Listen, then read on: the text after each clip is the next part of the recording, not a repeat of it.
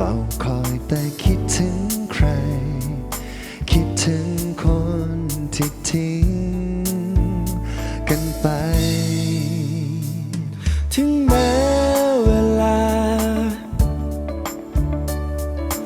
ล่วงเลยผ่านมาสักเท่าไหร่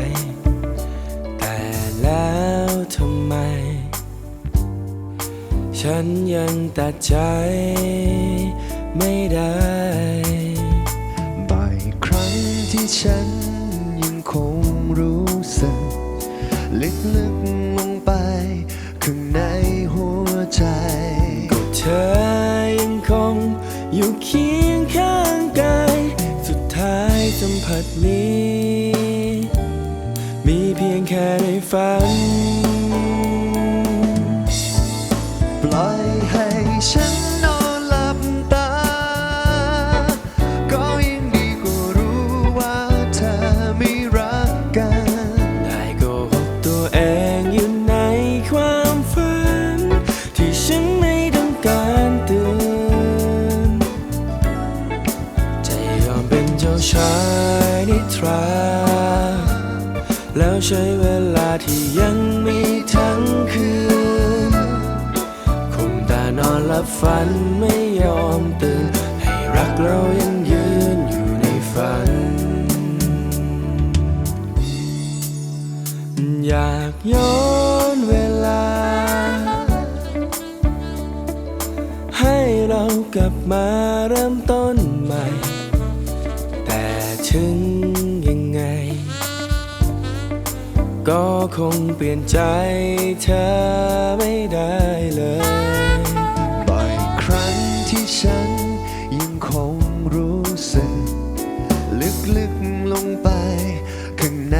หัวใจว่าเธอยังคงอยู่เคียงข้างกายสุดท้ายสัมผัสนี้มีเพียงแค่ในฝันปล่อยให้ฉันนอนหลับตาก็ยังดีกว่ารู้ว่าเธอไม่รักกันได้โกหกตัวเองอยู่ในความฝันที่ฉันไม่ต้องการเตือนจะยอมเป็นเจ้าชายนิทรา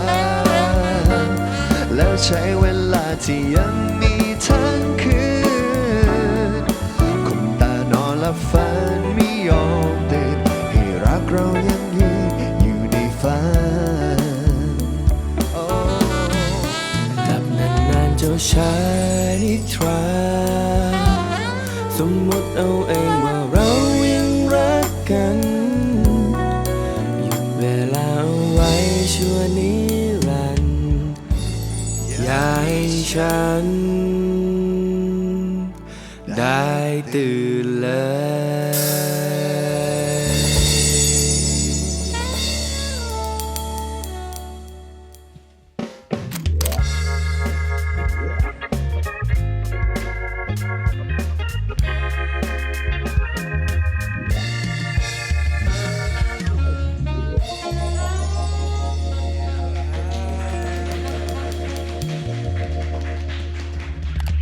สวัสดีครับผมก็ยินดีทุกคนนะครับต้อนรับเข้าสู่รายการ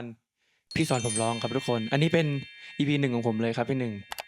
สุดยอดนะครับเป็นเกียรติมากๆที่มีพี่หนึ่งแขกรับเชิญคนแรกเลยใช่แล้วก็เป็นพี่โซ่ครับจากวง EDC แล้วขอแนะนำเพิ่มเติมครับเรามีพี่โก้นะครับผมเป็นมิวสิกดีเรคเตอร์ให้กับรายการนี้นะครับรวมถึงพี่วงทากาชิแบนด์ทุกคนนะครับพี่ต้นครับผมพี่ของเบ้งครับพี่โป้ครับผมที่จริงจะมีพี่เก่งครับแต่ว่าวันนี้พี่โซมาเล่นคีย์บอร์ดให้ก่อนในเทปแรกผมมีคำถามมากมายครับเพราะว่าจริงๆคอนเซปต์รายการนี้คือผมอยากให้รุ่นพี่ครับมาสอนผมในฐานะรุ่นใหม่รวมถึงผมเชื่อว่าผู้ชมหลายๆท่านที่เข้ามาดูอยากจะได้คำแนะนำจากรุ่นพี่ในวงการบันเทิงเหมือนกันยินดีครับคำถามแรกครับพี่หนึ่งครับผมอยากให้แนะนำกันหน่อยครับว่าจุดเริ่มต้นของวง EDC หรือพี่หนึ่งแล้วก็พี่โซเนี่ยเป็นยังไงครับเราก็อยากจะย้อนไปคร่าวๆได้ไหมฮะคร่าวๆก็ได้ครับคร่าวๆพอสังเกตที่ EDC รวมกันเป็นสมาชิก5คนเนี่ยจริงๆก่อนที่จะเป็น5คนที่เห็นเนี่ย มันมีก่อนหน้านั้นอีก ครับผม อันนั้นย้อนไปประมาณปี99นะที่มีพี่ด้วย 99มันยังไม่เกิดเลยครับ จริงๆป่ะ เกิด 2,000ทั่วน อาจจะยังอยู่ในชาติที่แล้วครับ ใช่ ETC รวมกันตั้งแต่ปี 2000 พี่ๆในวง ETC เขาเรียนดุริยศิลป์พายัพเรียนดนตรีกันครับ และพี่เรียนที่มช พี่เล่นดนตรีเล่นผับกลางคืน ที่ร้านชื่อร้าน Riverside คือเป็นร้านคลาสสิกมากในเชียงใหม่ พี่ก็เล่นผับอยู่ที่นั่นครับ แล้วก็ ครับ พี่ก็ได้ข่าวว่ามีวงหนึ่งที่แบบอยู่พายัพเราไปประกวดกันมาได้แชมป์อะไรเงี้ยเป็นวงแบบน่าจับตามองในเชียงใหม่ พี่ก็มีโอกาสก็ได้ไปดูวงเขานั่นก็คือวงชื่อ ETC นี่แหละ ไปดูบ่อยเข้าแล้วก็ได้รู้จักกัน เพราะว่าวัยเดียวกันและพี่โซ่นะครับพี่โซ่ก็จะแบบมาเล่นที่ร้านพี่เนี่ยอาทิตย์ละครั้งพี่ก็เลยได้เจอกับพี่โซ่แล้วรู้จักพี่โซ่ก่อนพี่ก็แบบขอไปแจมกับพี่โซ่ขอตีกลองพอตีกันบ่อยเข้าเนี่ยกลายเป็นว่าทุกอาทิตย์เนี่ยพี่ต้องมารอพี่โซ่ตีกลองด้วย อ๋อถึงว่าเพลงเจ้าชายนิทราใน MV เป็นพี่หนึ่งตีกลองอยู่ ใช่ เธอยังคงอยู่เคียงข้างกายสุดท้ายสัมผัสนี้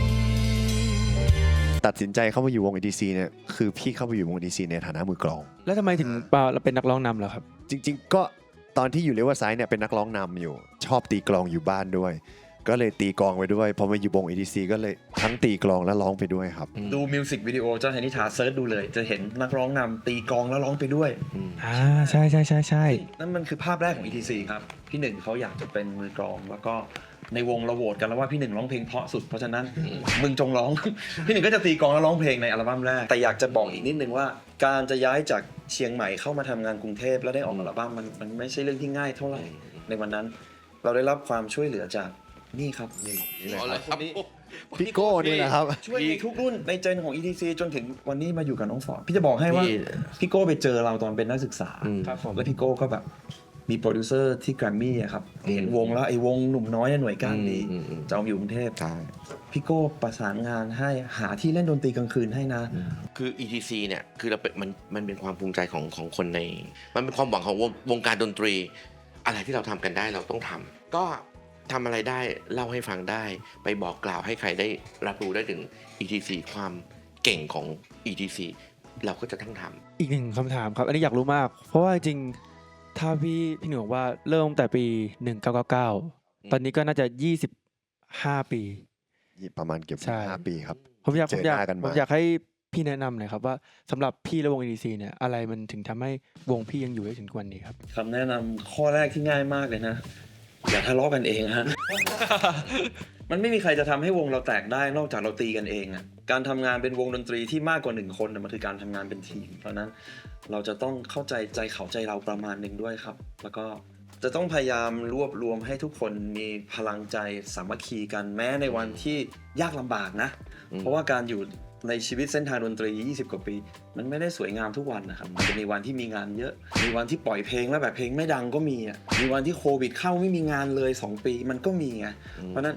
มันจะต้องรวบรวมกำลังใจให้สามัคคีกันให้ได้ พี่ดีใจที่พี่ได้เจอเพื่อนแก๊งนี้ ETC ก่อนจะเป็นวงดนตรีอะครับ มันคือเพื่อนมหาลัยอะครับ เพราะฉะนั้นมันเป็นเพื่อนกันมาอยู่แล้วตั้งแต่ก่อนทำงานด้วยกัน ตอนนี้มาเป็นเพื่อนร่วมงานกัน เป็นเพื่อนร่วมวง แล้วก็เป็นหุ้นส่วนทางธุรกิจ เป็นกรรมการบริษัทด้วยกัน มันค่อยๆพัฒนากันจนไปถึงจุดนี้ครับ เหมือนในความเป็นนักดนตรีอะครับต้องพยายามพัฒนาตัวเองเรื่อยๆครับแต่ไม่ใช่พัฒนาแค่สกิลดนตรีเนาะมันต้องพัฒนาแบบทักษะสังคมด้วยทักษะทางแบบมนุษยสัมพันธ์อะ EQ ในการแบบสื่อสารกับคนอื่นนี่ครับ อันหนึ่งนะน้องฟอร์ดพี่โซ่เสริม สิ่งที่สำคัญมากมันคือคอนเน c ชันครับ ซึ่งในวันแรกที่ ETC จากเด็กเชียงใหม่กรุงเทพเด็ก ETC คือศูนย์ไม่มีพี่โก้เหมือนเป็นบิดา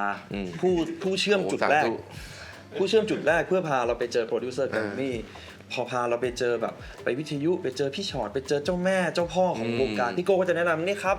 น้องผมครับเด็กเชียงใหม่เพิ่งย้ายเข้ามาเดบิวต์อัลบั้มครับพี่โก้ก็พาไปเล่นทั้งที่ในวันนั้นไม่มีใครรู้จักเราพี่โก้ก็แบบค่อยๆสร้างคอนเนคชั่นทีละเล็กทีละน้อยแล้วก็เวลาเราเจอน้องฟอร์ดเจอใครก็ตามเจอผู้ใหญ่ หรือในบางครั้งมันจะมีงานเป็นทรงงานช่วยอะครับงานช่วยที่ไม่ได้ตังค์อะ งาน PR เฮ้ยบางครั้งถ้าเรามองแล้วว่ามันคืองานที่แลกมากับคอนเนคชั่นที่ดีไปเถอะ ไป ที่จริงเราลืมพูดถึงเพลงเจ้าชายนิทราเลยครับความเป็นมาของเพลงมันประมาณไหนเลยครับ จริงๆเพลงนี้ครับแต่งโดยพี่ปิงชื่อ ครับ พี่ปิง ผม เป็นเพื่อนพี่เป็นเพื่อนของวงนี่แหละ แล้วก็เป็นเบื้องหลังที่ร่วมทำเพลงกันมาตลอดตั้งแต่เพลงแรกเลยก็คือเจ้าชายนิทราเนี่ยแหละจนถึงเพลง อัลบั้มหลังๆเลยครับก็ยังทำกันมาเรื่อยๆเจ็บและชินไปเองอะไรอย่างเงี้ยพี่ปิงเป็นคนแต่งเยอะมากครับแล้วก็เพลงเจ้าชายนิทราเป็นหนึ่งเพลงในเดโมอัลบั้มแรกที่เกือบไม่ได้ใช้แล้วด้วย ไม่ได้ใช้ ใช่เพราะว่าจริงๆแบบเหมือนเราทำเพลงอื่นอยู่ แล้วก็รู้สึกว่าเพลงนี้ก็เป็นเพลงหนึ่งที่เคยได้ยินเป็นเดโมที่พี่ปิงแต่งอะไรเงี้ยแล้วมีวันหนึ่งที่พี่ไปทำให้พี่อ้อมชุมพลสุบรรณโยที่เขาเป็นโปรดิวเซอร์อัลบั้มแรกให้ฟังเขาบอกอ้าวเพลงนี้ดีมากเลยนะทำไมไม่เอาอะไรเงี้ย เพลงมันเยอะมากอะครับ อืม กำลังทำอัลบั้มแบบเป็นอัลบั้มใหญ่ไง อืม เพลงนี้ก็เลยเป็นหนึ่งเดโมน้อยที่ลืมๆอะเพราะมัวไปสนใจเพลงอื่นอยู่ เราไปสนใจกับเพลงที่ยากกว่านั้นนะฮะ อืม เราตอนนั้นพวกพี่ไฟแรงกันอัลบั้มแรกก็จะแบบเอ้ยเพลงนี้โชว์ทักษะโชว์ทักษะการเรียบเรียงโชว์ทักษะแบบทุกอย่างเนี่ยเหมือนแบบเราไม่ได้มองว่าเพลงมันฟังแล้วแบบเข้าถึงใจคนอะไรเงี้ยนะพอปล่อย ง่ายนี่แหละเข้าถึงใจ มันง่ายแล้วมันเข้าถึงใจอะไรเงี้ยพอมาแต่งตัวแต่งสีเติมความเป็น ETC เข้าไปมันก็เป็นเราในแบบที่แบบซิมเพิลอะไรเงี้ยฮะมันก็เลยเป็นเพลงแรกที่ทำให้คนได้รู้จัก ETC ในอัลบั้มแรกมากที่สุด ซึ่งพี่โซคิดว่าการทำงานศิลปะเป็นเพลงที่เรากำลังทำกันอยู่อะน่าจะแบ่งได้2ประเภทหลักๆเลยครับทำเพลงเพื่อตัวเองสะใจคนอื่นช่างมันเพราะเราสะใจเรากับแบบที่2ทำเพลงให้เขามีความสุขคนที่รักเรา แล้วถ้ามันลงตัวที่สุดเอา2แบบมารวมกัน ตัวเองมีความสุขใจว่าภูมิใจในงาน แล้วคนฟังโคตรชอบเพลงเราเลย ซึ่งอันนี้มันยากที่สุดแล้วนะ มันต้องวิจัยครับ มันต้องค่อยๆหาส่วนผสมที่ลงตัวว่าเส้นในความพอดีของความเข้มข้นของดนตรีของเนื้อหา กับเส้นในความฟังสบายของคนฟังมันอยู่ตรงไหนอะ โอ้ความรู้อัดแน่นแค่พาร์ทแรก ใช่ จริงหลังจากเพลงเจ้าชายนิทราผมอยากถามพี่หนึ่งกับพี่โซครับมีเพลงอะไรแนะนำให้สำหรับผม จากอัลบั้มแรกเหรอครับ ใช่ที่อยากรู้สึกว่าวันนี้อยากจะโชว์เพลงนี้มาก ถ้าอัลบั้มแรกมีเจ้าชายนิทราอัลบั้มที่2จะมีเพลงนี้ครับเธอคือใคร เพลงนี้ผมได้ยินมาบ่อยมาก แต่ว่าผมเพิ่งมารู้ว่าเป็นเพลงของพี่ ETC เพิ่งรู้จัก ใช่ ไม่เป็นไรเลย เขินเลย ไม่เป็นไร รู้สึกผิดว่า ไม่เป็นไรเลยครับ คือน้องเกิดปีอะไรนะ 2,000 ครับ 2,000 ก็เธอคือใครออกน้องก็ประมาณ สาม แบบ ขวบ 2006อะครับ6 ขวบอยู่ตอนนั้น ปหนึ่งปหนึ่งยังคง ไม่เป็นไรพี่เวลาเจอแฟนเพลงครับ ที่แบบเจนประมาณเนี้ยไปเล่นที่ขอนแก่นวันนั้นนะแล้วก็แบบน้องเขาก็แบบเป็นพนักงานเสิร์ฟไงเขาเข้ามาเสิร์ฟพี่แบบพี่เป็นนักร้องเหรอ ใช่ครับ เพลงอะไรครับที่พี่ดังอะไรเงี้ยเธอคือใคร น้องก็ตอบว่าหนูเหรอ ซื่อนะ โอเค ถ้างั้นก็คงไม่ทันจริง เธอคือใครเป็นเพลงชาติของแฟนคลับ ETC ๆ ใช่ครับ แฟนเพลง ETC เพลงนี้คือโหฉันอยากร้องกับ ETC ที่สุด อยากร้องไหมอ่ะ ได้ครับ จัดสัก1 บทเพลง ได้เลยครับ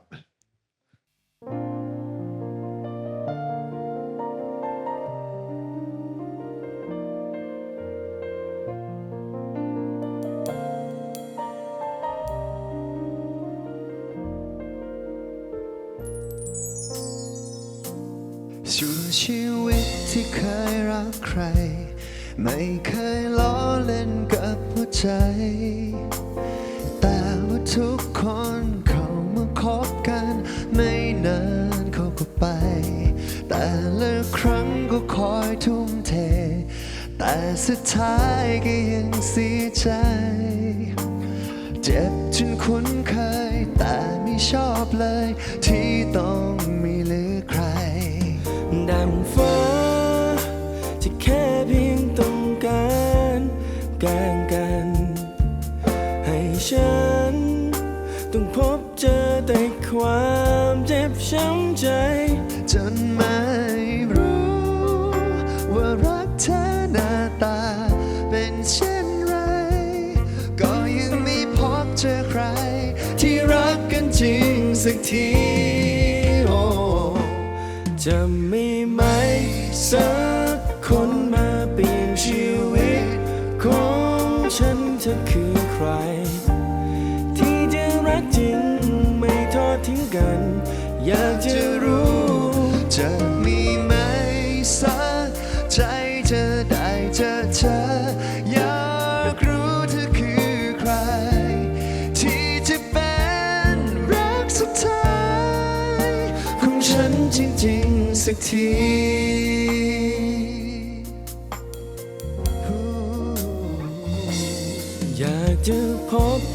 คนที่เข้าใจไม่ต้องพร้อมต้องดีมากมาย อาจจะเถียงกันอาจทะเลาะกันเขายังไม่ไปไหน อยากจะพบสักใจที่เข้ากันอยู่กับฉันรักกันเรื่อยไปอยากแค่แวะมาฝากแค่น้ำตาข้างคาในหัวใจดังฟ้าที่แค่เพียงต้องการแกล้งกันให้ฉันต้องพบเจอแต่ความเจ็บช้ำใจจนไม่รู้ว่ารักเธอหน้าตาเป็นเช่นไรก็ยังไม่พบเจอใครที่รักกันจริงสักทีจะมีไหมสักคนมาเปลี่ยนชีวิตของฉันเธอคือใครที่จะรักจริงไม่ทอดทิ้งกันอยากจะรู้จะมีไหมสักใจจะได้เจอเธออยากรู้เธอคือใครที่จะเป็นรักสุดท้ายของฉันจริงๆสักทีไม่รู้จะเจอเมื่อไรก็เฝ้าแต่ถามก็ได้แต่ถามจากฟ้า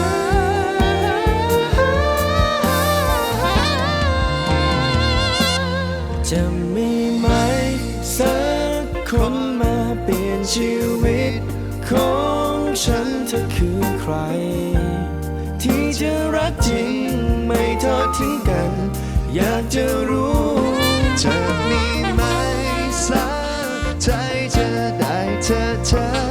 อยากรู้เธอคือใครที่จะเป็นรักสุดท้าย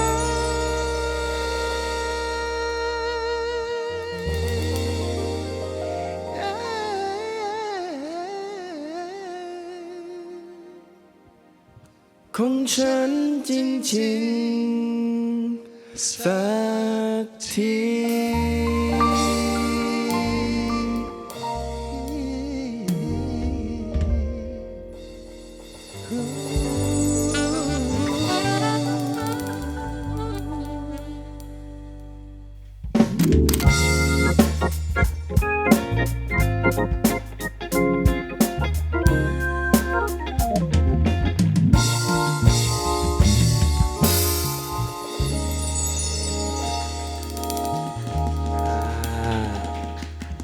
เข้าพาร์ทที่2ครับพี่หนึ่ง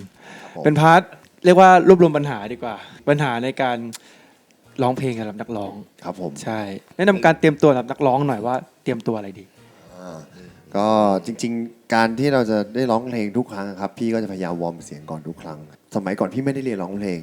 พี่ก็จะแบบถึงเวลาก็ร้องเลยเล่นผับกลางคืนก็กินข้าวเสร็จถึงเวลาก็ร้องเลยครับแล้วก็หลังจากนั้นก็จะแบบสักครึ่งโชว์อะไรเงี้ยเสียงปลิ้นครับ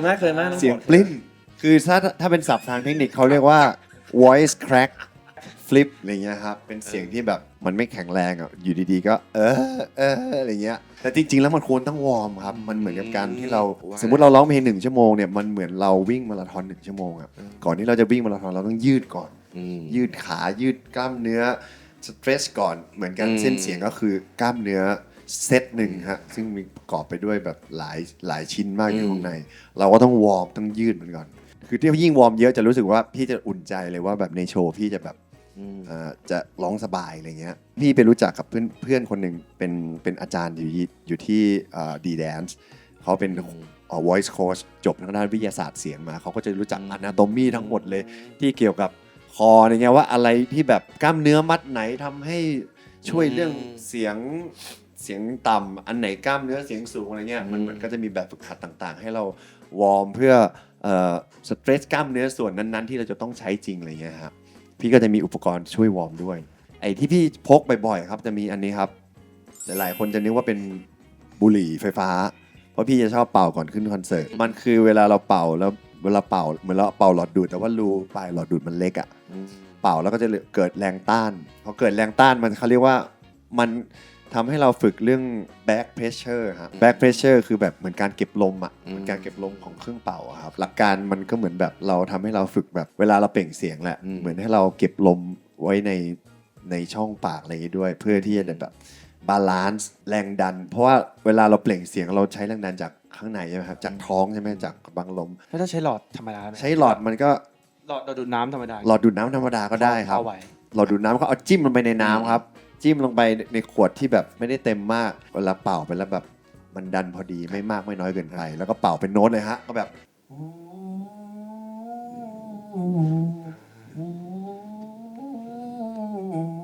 อะไรเงี้ยครับเมื่อกี้มีนิดนึง เอาทำไม เมื่อกี้มีสตาร์ทนิดนึงนะ อีกหนึ่งอย่างครับพี่หนึ่งที่ผมรู้สึกว่าเป็นปัญหาเหมือนกันสอนหน่อยครับว่าสมมติเราไปร้องเพลงจากที่หนึ่งแล้วอุปกรณ์ไม่พร้อมเลยครับสมมติเอียไม่มีมอนิเตอร์ก็โอ้โหไม่ได้ยินแทบจะไม่ได้ยินอะไรเงี้ย ก็เมื่อก่อนพี่เริ่มเล่นดนตรีสมัยก่อนมอนิเตอร์ไม่ค่อยมีด้วยซ้ำเมื่อก่อน เป็นยุคก่อนที่เขาจะยอดนิยมเอียกัน สมัยก่อนที่พี่เริ่มต้นมาเนี่ย20 กว่าปีก่อนก็คือแบบบางที่มีแค่ PA เลยฮะพี่ก็เหมือนกับต้องรอฟังเสียงที่มันออกจาก PA ข้างๆเท่านั้นอะไรเงี้ยกลายเป็นว่าทุกวันนี้ถ้าเจอสถานการณ์แบบนั้นน่ะพี่ก็จะพยายามแบบเงี่ยหูฟังข้างนอกให้ได้ยินมากที่สุดแต่ แล้วสำหรับพี่หนึ่งนี่ระหว่างเอียกับแบบนี้ ครับ อะไรแบบถนัดกว่า ง่ายต่อการคอนโทรลมากกว่า จริงๆก็ได้ทั้งคู่ครับเพราะว่าเราโตมาทั้งสองแบบเนาะแต่ว่าถ้าเป็นงานที่สมมติงานอัดเสียง งานที่ต้องเน้นนิดนึงว่าแบบเราอยากได้ยินทุกๆประโยคของเราเลยอย่างเงี้ยทุกลมหายใจอะไรเงี้ยคอนเซนเทรตได้ก็คงต้องใช้อินเอียร์ จริงผมเคยเหมือนกันบางงานรู้สึกว่าไม่ได้ยินเสียงตัวเองแล้วเพี้ยนเลยเพราะบางทีแบบบางทีแบนด์ก็ไม่ชัดแล้วเสียงกรี๊ดอีกถาโถมก็มา อันนี้ก็ยากเหมือนกันนะครับบางงานก็ยากเหมือนกันถ้าเกิดทุกอย่างมันดังไปหมด พี่มีไอเดียอย่างนี้เป่าแซกโซโฟนเหมือนกันร้องเพลงเหมือนกันพี่จะพยายามได้ยินเขาเรียกว่าแรงสั่นสะเทือนจากตัวเองเรียกว่า intonation ปักหมุดเสียงที่ตรงไว้อยู่ในหัวอยู่ในหูเราแล้วก็สั่นสะเทือนไปจากของเราเพราะเราร้องจากข้างในตัวเราอยู่แล้วเนี่ยผลักมาจากนี้อยู่แล้ว ก็จะเป็นวิธีหนึ่งที่ทำให้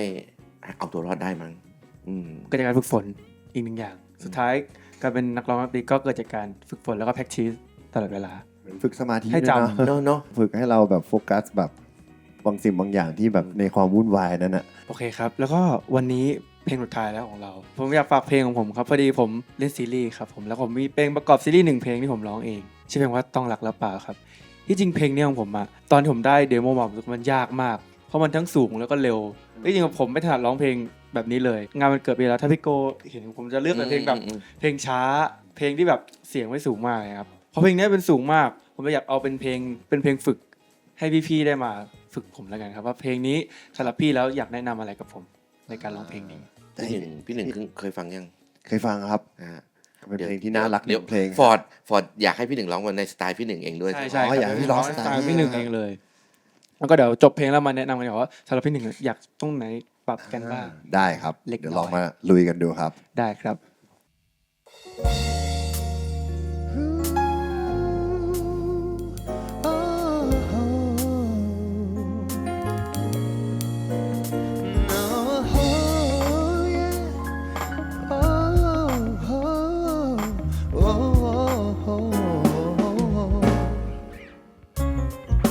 คงสงสัยทำไม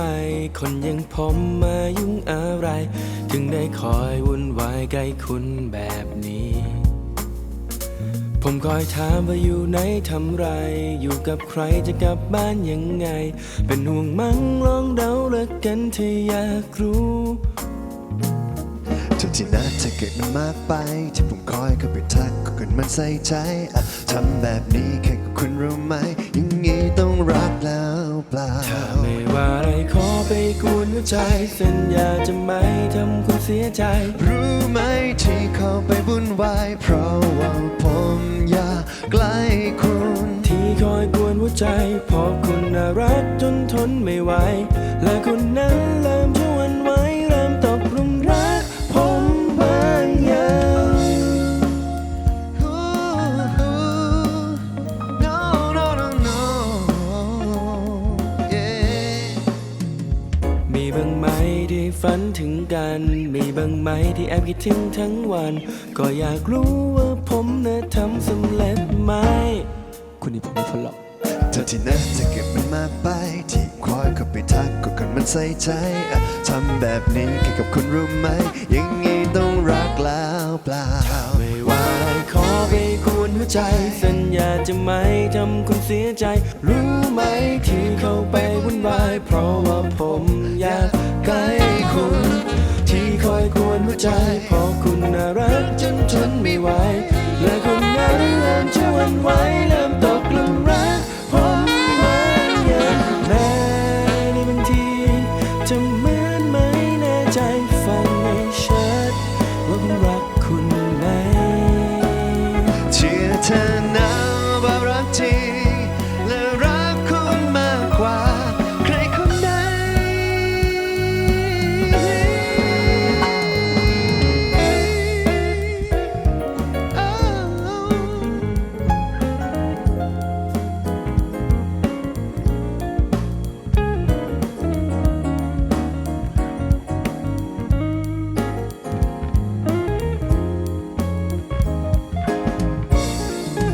ถ้าไม่ว่าอะไรขอไปกวนหัวใจ สัญญาจะไม่ทำคุณเสียใจ รู้ไหมที่เข้าไปวุ่นวาย เพราะว่าผมอยากใกล้คุณ ที่คอยกวนหัวใจ เพราะคุณน่ารักจนทนไม่ไหว และคุณนั้นเริ่มจะหวั่นไหวเริ่มตกหลุมรักผมเหมือนอย่าง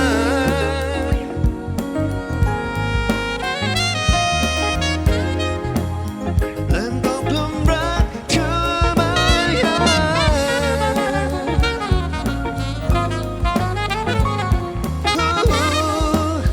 เริ่มตกหลุมรักผมบางอย่าง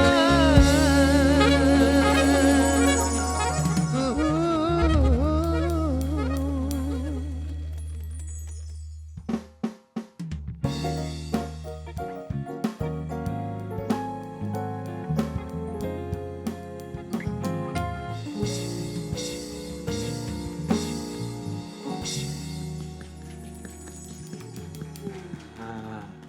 มาถึงช่วงสุดท้ายของรายการพี่สมรองครับผมที่ขอต้อนรับพี่เก่งก่อนครับ โอ้โห พี่เก่ง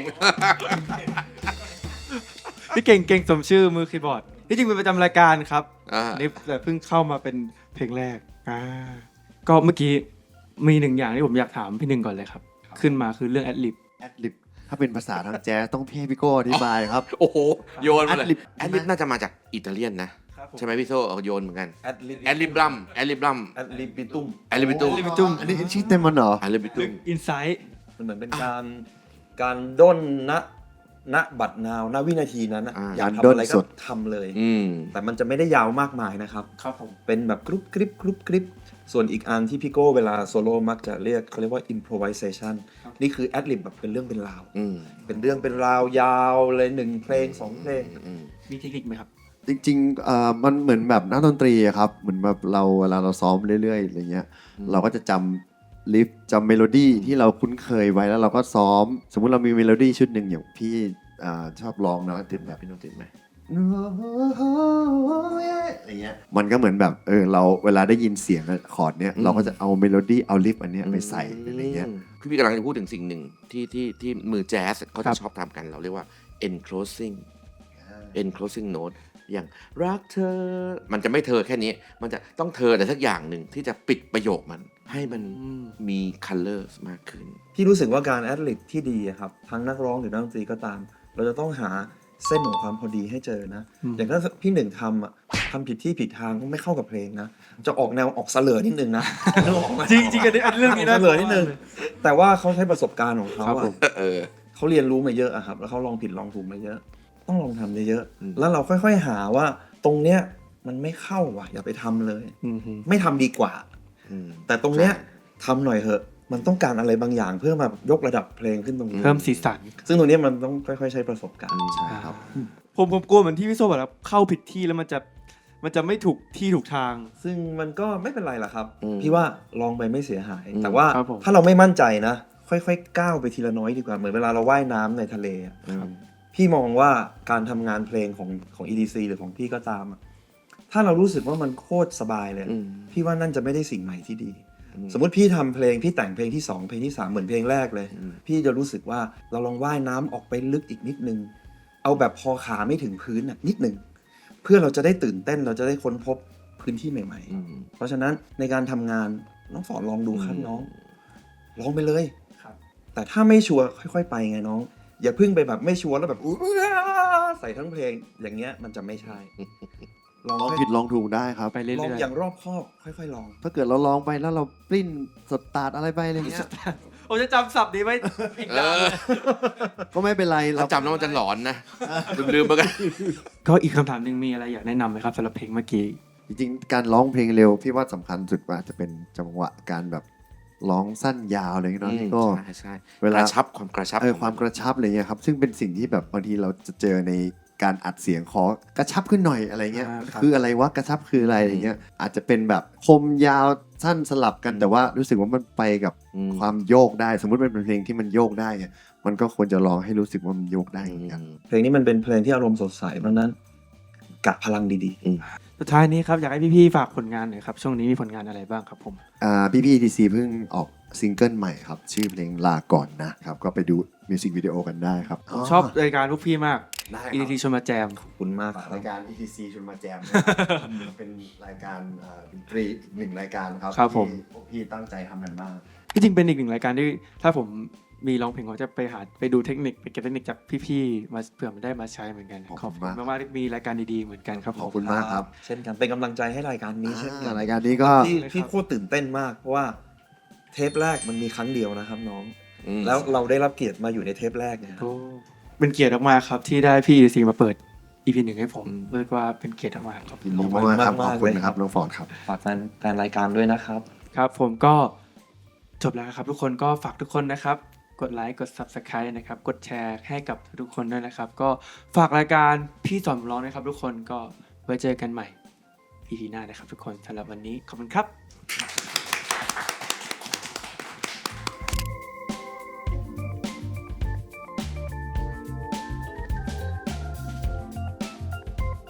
ก็วันนี้มาถ่ายกับน้อง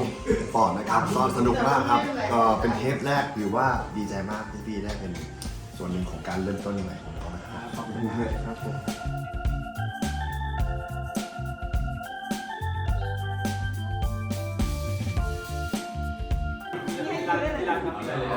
มา